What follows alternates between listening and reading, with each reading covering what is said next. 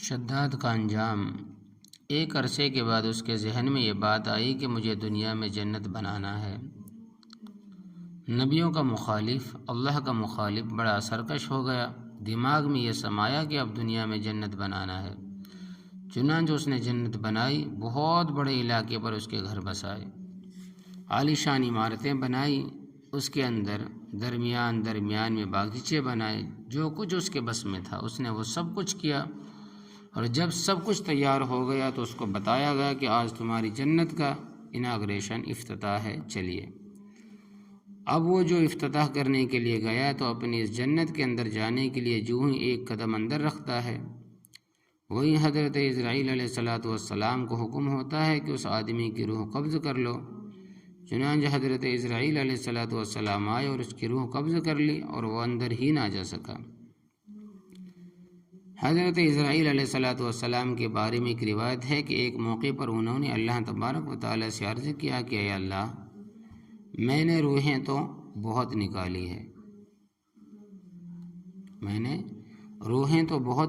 ہے، اور اس سے پہلے کہ ایک چیز یہ ہے کہ وہ جو شداد تھا وہ کہنے لگا اللہ تبارک و تعالیٰ سے، اللہ تبارک و تعالیٰ اگر تو ہے، اللہ تبارک و تعالیٰ اگر تو ہے تو مجھے موت اس وقت دینا کہ نہ دن ہو نہ رات ہو، نہ میں اوپر ہوں نہ نیچے ہوں، نہ میں اندر ہوں نہ میں باہر ہوں۔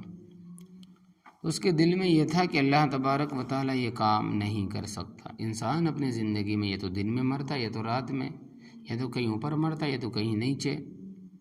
یا تو کہیں اندر ہوتا کہیں باہر ہوتا، یا گھر کے اندر یا باہر، مگر اللہ تبارک و تعالیٰ نے اس بدبخت کی بھی دعا قبول کر لی۔ جب کارندوں نے کہا کہ آپ اپنے جنت کو دیکھیں تو کہتے ہیں کہ جب جنت کو دیکھنے کے لیے گیا تو جنت کا ایک چھوٹا دروازہ بھی بنایا تھا، چور دروازہ، تو گھوڑا بڑے دروازے سے نہ لے جا کے چھوٹے دروازے میں گیا۔ تو کہتے ہیں کہ جب وہ اندر جا رہا تھا تو گھوڑے کا 2 پیر جنت کے اندر اور 2 جنت کے باہر، اور اس کا سر چوکھٹ پہ لگتا تھا، تو وہ ایسا ہوا جیسے کہ اترنے کے لیے ایک پیر نیچے اور ایک پیر اوپر۔ اور فرماتے ہیں کہ اس وقت جب حضرت عزرائیل علیہ السلام نے اس کے روح کو قبض کیا تو ادھر آدھا سورج ڈوبا تھا اور آدھا نکلا تھا، تو اللہ تبارک و تعالیٰ نے اس بدبخت کی بھی دعا کو قبول کر لیا۔ تو فرماتے ہیں کہ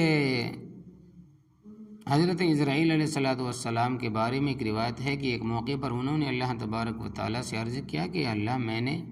روحیں تو بہت نکالی ہے، لیکن ایک ہی آدمی پر 2 دفعہ بڑا رحم آیا۔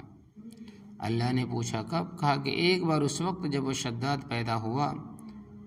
تو سمندر میں اس کی ماں کی روح قبضہ کرنے کا حکم آیا تو مجھے اس بچے پر رحم آیا تھا، اور دوسری مرتبہ اسی بچے نے جب جنت بنائی اور جب جنت میں قدم رکھا تو آپ کا حکم آیا کہ اس کی روح قبض کر لو، تب بھی بڑا رحم آیا۔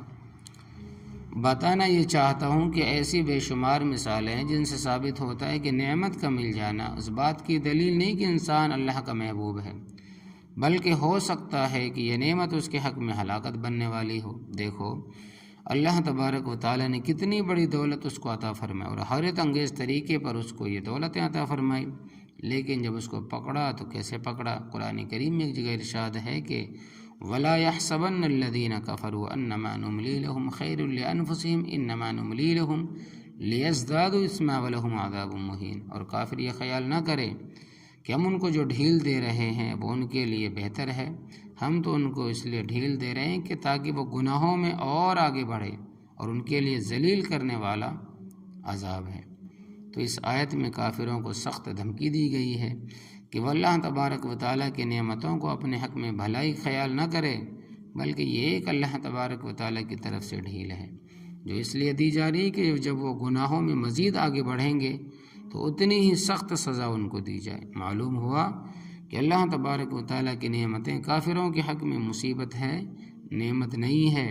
تو ان دونوں واقعات سے اللہ تبارک و تعالیٰ کی بے پایہ اور بے حد و حساب رحمت کا پتہ چلتا ہے، تو پھر ایسے کریم اور رحیم اور معاف کرنے والی ذات سے کیوں نہ آج ہی رمضان کی مبارک ساعتوں میں اپنی اپنی نافرمانیوں اور خطاؤں کی معافی مانگ لیں۔